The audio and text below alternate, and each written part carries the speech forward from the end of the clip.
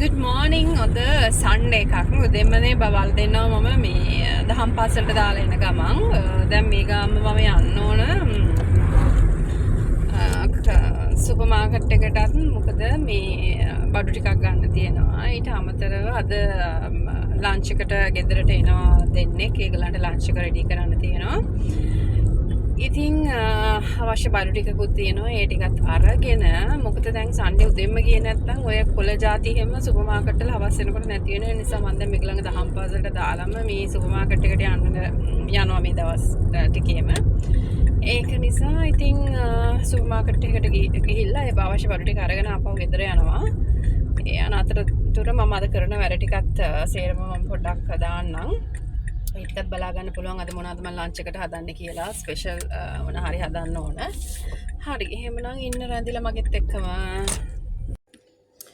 හරි මම දැන් මේ අල ටිකක් සුද්ධ කරගෙන කපලා තඹ ගන්න යන්නේ.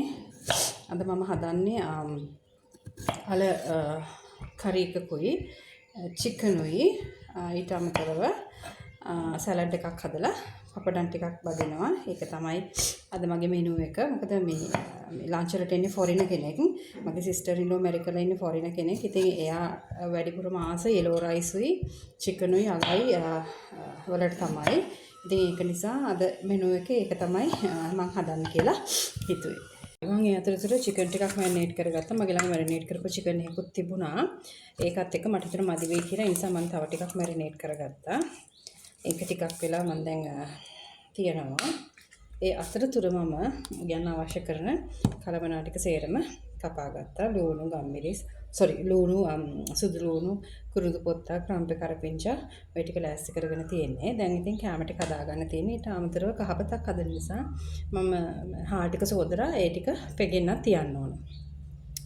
හරි මේ වැඩ ටික කරගෙන යන අතරතුර මම පොඩි වීඩියෝස් ටිකක් දාන්නම්. හරි මම මේ විදිහට මේ හාල් එකේ සුද්ධ කරගෙන වතුර බේරෙන්න මෙහෙම තියලා තියෙන්නේ මේ කීරි සම්බ එකක් මේ ඉස්සෙල්ලා කීරි සම්බ හරිම ලස්සනයි සුදු පාටට තියෙනවා චූටියට මේක අනේ මන් දන්නේ නැහැ මොකද්ද කියලා හරි බලමු අපි මේකෙන් තමයි මම මේ යෙලෝ රයිස් එක හදන්න යන්නේ මේක චුට්ටක් වතුර බේරෙන්න තියන්න ඕන මොකද මේක තෙලෙන් මම හොඳට තෙලෙන් පොඩ්ඩක් වැද ගන්න ඕන මේක තෙල් ටිකක් දාලා වැඩිපුර මේ බත් ඇට ටික පොඩ්ඩක් මම ටෙම්පර් කරගන්නවා. ඒක නිසා මේකේ වතුර ටික සේරම අයින් වෙන්න ඕනේ. ඒ නිසා මම විනාඩි 10ක් විතර මෙහෙම තියනවා.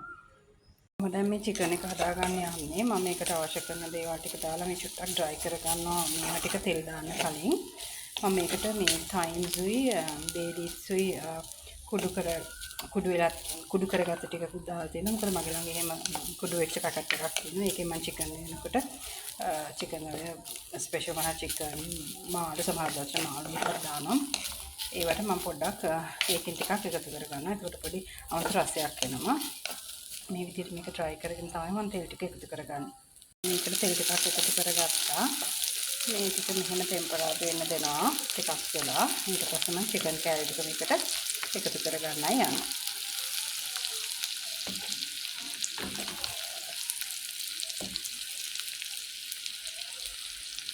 ටිකක් එකතු කරගත්තා. මේ විදිහට තමයි තියෙන්නේ. මම මේක චුට්ටක් මෙහෙම වහලා කුක් වෙන්න දෙනවා. ඒ අතරතුර මම බත් එකට අවශ්‍ය කරන කලමනා ටිකක් මේ විදිහට ලෑස්ති කරගන්නවා. මේක මම රයිස් කුකර් එකේම නෙමෙයි. මම වෙනම තමයි මේක පොඩ්ඩක් ෆ්‍රයි කරලා රයිස් කුකර් එකට එකතු කරන්න යන්නේ. ළඟට මම චිකන් එකට මේ වගේ වතුර ටිකක් එකතු කරගෙන මේක කුක් වෙන්න දෙනවා. වැඩි මම මිරිස් දැම්මේ නැහැ මේකට. මොකද අර මම කිව්වා වගේ ෆොරිනර් කෙනෙක් කන නිසා වැඩිම සරට හදන්නේ නැහැ. පොඩ්ඩක් සර අඩුවෙන් තමයි මේක හදන්නේ. මම මේ හදාගත්ත මේ වෙනම මම ෆ්‍රයි කරගත්ත මේ මිරිස් ලුණු ටිකයි ඒ අවශ්‍ය කරන කලමනා ටික අnder රයිස් කුකර් එකට දැම්මා. ඒ දාලා මම ඒකට හාල් ටිකත් එකතු කරලා මික්ස් කරනවා.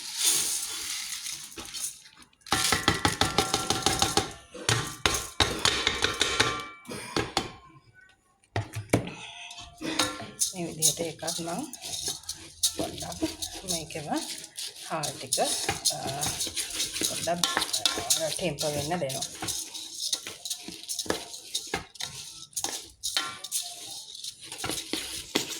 ඒ අතරතුර මම මේකට පොල් කිරි ටිකක් එකතු කරගන්නවා. මොකද පොල් කිරියෙන් තමයි මේ කියන්නේ මේක මිටි කිරි ටිකක් දැම්මේ. ඒ දාලා වතුර ටිකකුත් මම මේකට එකතු කරන්නයි යන්නේ. හරි මේ විදිහට මම ආල එකක් දැන් හදාගත්තා. ආලයකට කිරි ටිකක් එකතු කරගත්තා. මේ විදිහට තමයි තියෙන්නේ කිරි එකතු කරගත්තාම. දැන් මම මේක කුක් කරන්නයි යන්නේ. මේක ඩිපේ තියලා පැහෙනකොට තමයි අල ටික මම මේකට එකතු කරගන්නේ. මේ අලයකට මම එකතු කරගත්තා. උළුහාල් ටිකක් දැම්මා. මතකත් නැහැ මේවට දාන්නේ. සමහරක් වෙලාවට හරි. මේකට දැම්මා මම ලුණු දැම්මා. කරපිංච රම්පේ උළුහාල් ටිකක් දැම්මා. ඊට අමතරව කුරුදු පොත්තක් දැම්මා. ඊට අමතරව පැදපු නැති තුන පහකුළු ටිකකුත් මේකට දාලා තියෙන්නේ. මේ අතරතුර මම මේ සලාඩ් එක හදන්න ගත්තා. මම කියුකම්බර් ගෙඩියක් සුද්ධ කරගෙන තියෙන්නේ. කියුකම්බරයි පිපිඤ්ඤායි තක්කාලි ලුණු ටිකක් දානවා. බෙල් පෙපර් මම බලන්න ගියේ බෙල් පෙපර් තිබුණේ නැහැ. ඒක නිසා බෙල් පෙපර් දාන්න වෙන්නේ නැහැ. මේ ටිකෙන් සලාඩ් එකක් හදා ගන්නවා. මොකද සලාඩ් එක නම් කන්නේ මගේ සිස්ටර් ඉන්නෝ. මොකද ෆොරින වැඩි සලාඩ් කන්නේ නැහැ. එයා කන්නේ චිකන් එයාලයි තමා වැඩිපුරම. ඒක නිසා මගේ සිස්ටර් ඉන්නෝට සලාඩ් එකක්. සාමාන්‍යයෙන් මම යෙලෝ රයිස් හදනවා නම් අනිවාර්යයෙන්ම සලාඩ් එකක් හදනවමයි. සන්ඩේට අපේ ගෙදර හදන මෙනු එක තමයි යෙලෝ රයිස්, චිකන්, හල ග්‍රේවි සහ සලාඩ් එකක්. ඊට අමතරව පපඩම් බදිනවා. ඔය ටික තමයි සන්ඩේ අපේ මෙනු එක. ඉතින් මේ විදිහටම තමයි අර ෆොරිනත් වැඩිපුර කන්න කැමති. මොකද නිසා එයාට මේ විදිහටම අපේ මෙනු එකම අද හදනවා. හරි දැන් චිකන් එක නම් ඇති. චිකන් එක මම අයින් කරන්න යන්නේ. මේ විදිහට තමයි කුක් කරලා ඉවරනහම චිකන් එක තියෙන්නේ. චිකන් එකේ ඔෆ් කරලා ඊළඟට අලයික බැලුවොත් එහෙම අලයිකත් හොඳටම පැහැෙනවා. හැබැයි මට හිතෙනවා පොඩ්ඩක් අර උකු ගතිය මදි වගේ කියලා. එහෙම වෙලාවට මම ඇත්තටම කරන්නේ මේ අල එකක් හොඳට පොඩි කරනවා. එතකොට පොඩි කරාම අර උකු ගතිය තියෙනවා මේ ග්‍රේවි එකේ. ඉතින් මම මේ පොඩි ට්‍රික්ස් මගේම ට්‍රික්ස් ඒවා. මේ නැත්තම් මේ ගොඩාක්ම මම අර උපුවට කිරි දාන්නේ නැහැ. එහෙම thickness මදි වගේ දැනුණොත් තමයි මම අර විදියට මේ අල කෑල්ලක් මෙහෙම පොඩි කරලා මික්ස් කරනවා මේ ග්‍රේවි එකට. ඊට අමතරව තව දැන් මේක ලිප් ඕෆ් කරලා මම මේකට ආයෙමත් පොඩ්ඩක් මොනවාද අමුතුන පහ ටිකක් එකතු කරගන්නවා. ඊට පස්සේ චුට්ටක් මේක නිමුණාට පස්සේ පොඩි දෙහි ගෙඩියක් මිරික ගන්නවා. ඕම තමයි මගේ අල කරි එක හදන්නේ. එකත් මේ වගේ තියෙන්නේ. ඒක කුක් වෙලා ඉවරයි. මම මේකට උඩින් චුට්ටක් ෆ්ලම්ස් ටිකක් දා ගන්නවා. එච්චරයි මේක වෙන මොකුත් කරන්න නැහැ. මම සලාඩ් එකත් මේ විදිහට කපාගෙන තියෙන්නේ. පිපිඤ්ඤායි තක්කාලි ලුණුයි ගම්බිරිස් ටිකක් දැම්මා ලුණු ටිකක් දැම්මා ඊට අමතරව දෙහි කැල්ලක් ඊට අමතරව මේක මික්ස් කරනකොට මම මයොනයිස් පොඩ්ඩක් එකතු කරනවා ඒ ටික තමයි සලාඩ් එකට දාන්නේ සලාඩ් එකත් කපාගෙන ඉවරයි ඉතින් ඒ කපන වැඩ කරලා ඉවරෙච්ච භාජන ටික මම ඒ වෙලෙම සෝදලා අයින් කරලා දානවා එතකොට මම උයලා ඉවර අතර පුරුදුතර තව වැඩක් මතක් වුණා මගේ ළඟ දෙහි වගේක් තිබුණා ටිකක් සවුත් වීගෙන වගේ ඇවිල්ලා ඒ නිසා මම ඒකේ සවුත් වෙච්ච ඒවා කපලා අනිත් ටිකේ පොඩි ජූස් එකක් හදන්න තමයි හිතුවේ මොකද අපේ බබාලා දෙන්නම හරි ආසයි ලයිම් ජූස් වලට ඒක නිසා මම ඒකෙන් දැන් ජූස් එකක් හදන්න යන්නේ.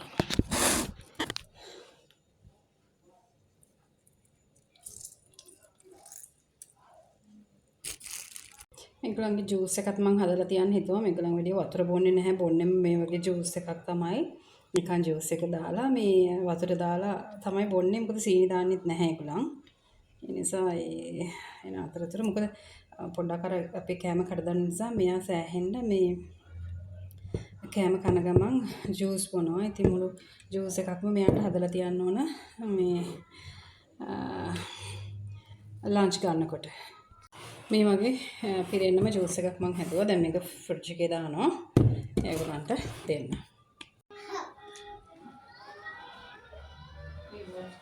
We could do that one with the kids.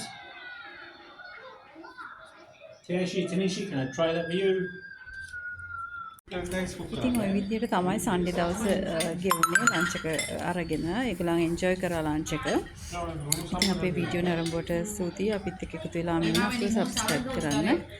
ආයෙත් තවත් ලස්සන වීඩියෝ එකක් ඔයගොල්ලන් හම්බ වෙනවා. No we have.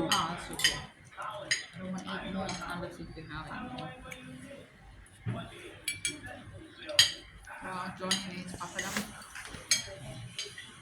How is the chicken curry? Have you ever eaten? Is it spicy? No. He's used to spices. Daily. That's some chili. No. Just right for him only. No, people like curries in London. අද මම පරිප්පු හදනවා. පරිප්පු වලට මම දාලා තියෙනවා කපපු ලූණු, සුදු ලූණු, ඒ වගේම ක්‍රම්පේ කරපිංචා අමු මිරිස්. ඒකට මම මිරිස් එකතු කරා, කහ කුඩු එකතු කරා, ඒ වගේම ලුණු කුඩු එකතු කරලා ඒක තැම්බෙන්න ටිකක් වෙලා තිබ්බා කිරි දාන්න කලින්. මේ තියෙන්නේ කිරි දැම්මට පස්සේ මම 3-5 කුඩු එකතු කරන්නේ නැහැ සාමාන්‍යයෙන්. ඊට පස්සේ මට හදන්න තිබුණා මේ කොහිල එකක්. ඉතින් කොහිල එකට මම ඉස්සෙල්ලාම මේ විදිහට ලූණු සුදු ලූණු කරපිංචා රම්පේ අමු මිරිස් ඒ වගේම අබ ටිකක් දාලා තෙලේ ඒක බැදෙන්න අරිනවා. ඒක චුට්ටක් බැදුනට පස්සේ මම තක්කාලි ඒ වගේම කොහිලයි එකතු කර ගන්නවා. ඒකට මම ලුණු කුඩු එකතු කරා. ඒ වගේම මිරිස් කුඩු ටිකක් මං චුට්ට වැඩියෙන් දැම්මා.